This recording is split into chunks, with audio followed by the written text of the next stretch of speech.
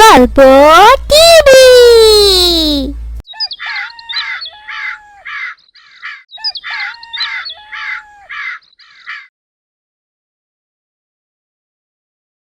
আবু বক্কর, আসসালামু আলাইকুম বাবা। ওয়ালাইকুম আসসালাম বাবা। বাবা কিছু বলবে? তুমি এই অসময় শুয়ে আছো কেন বাবা? তোমার কি শরীর খারাপ? না বাবা, শরীর খারাপ না, আমার এমনি ভালো লাগছে না। বাবা আবু বক্কর, তোমার গায়ের থেকে কেমন গন্ধ বের হচ্ছে, সিগারেটের ধোঁয়ার মতো। আসলে বাবা, তোমাকে বলতে ভয় লাগছে। বাবা, আমি তোমাকে কিছু বলবো না, তুমি আমার কাছে বলতে পারো, আমি তোমাকে কোনো বকা দেব না। কি হয়েছে বাবা, বলো। তুমি নির্দ্বিধায় আমাকে বলতে পারো। বাবা, আমি আর আলী একটি মাঠে খেলতে যাচ্ছিলাম। তখন আলীর একটি বন্ধুর সাথে রাস্তায় দেখা হয়। তখন তারপর কি? আলী, আলী, এখন আমরা কোথায় যাচ্ছি? আসসালামু আলাইকুম, কেমন আছো তোমরা?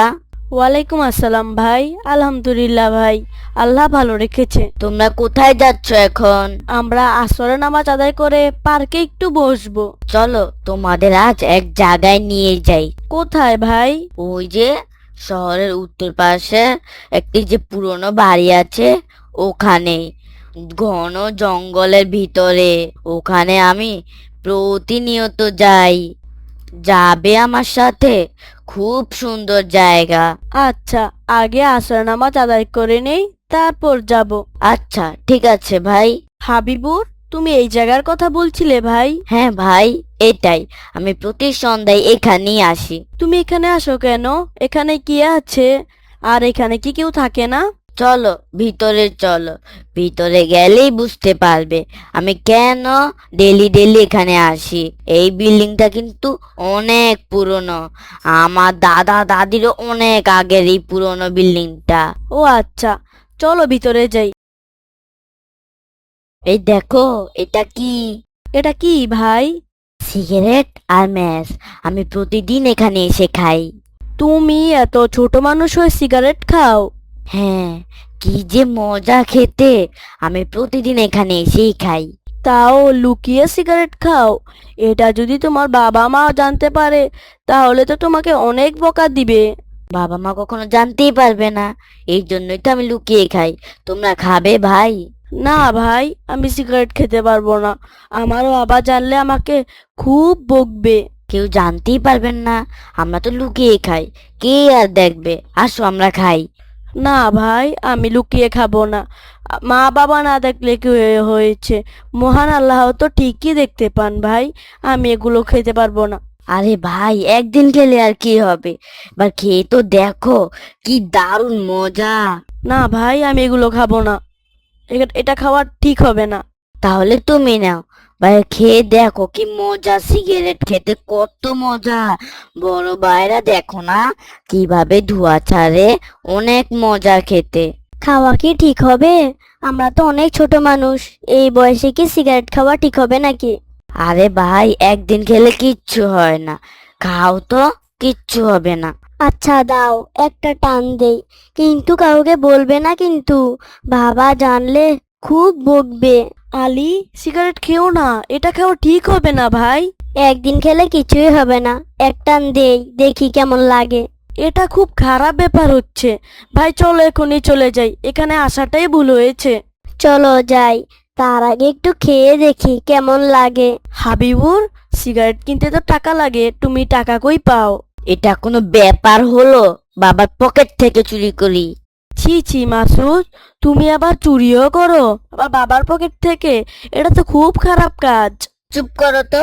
আমি যদি বলি বাবাকে সিগারেট খাওয়ার জন্য টাকা নেব, বাবাকে আমাকে টাকা দিবে? বাবা উল্টো আমাকে পিটুনি দিয়ে দিবে। ছি ছি ভাই, এটা খুব খারাপ কাজ।